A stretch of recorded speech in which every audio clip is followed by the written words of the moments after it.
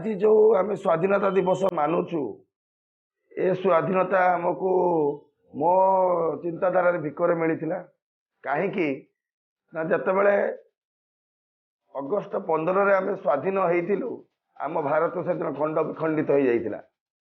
से दिन पूर्व पाकिस्तान पश्चिम पाकिस्तान भारत अलग हो जाइतिले।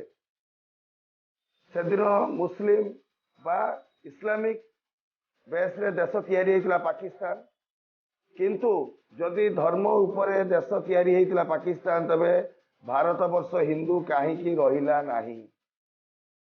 तेणु आम अखंड भारत दिवस अगस्ट 14 तारिख मानु जो दिन भारत अखंडित थिला एवं आम चाहूँ पुणी भविष्य से अखंडित भारत को अखंडित करूँ एवं अखंड भारत तैयारी करूँ एवं भारत हिंदू राष्ट्र में परिणत हम।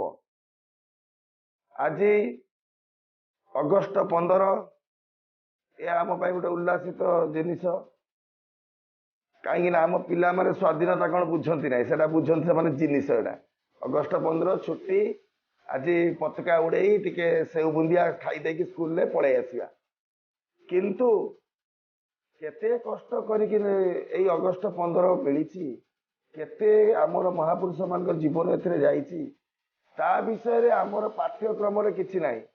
आम पाठ्यक्रम केवल अच्छी जहाँ स्वाधीनता कहा मिलता ताहा नहीं। तेणु मुझे अगस्ट 15 रे समस्त भारतीय वासी को मोर अशेष अशेष धन्यवाद।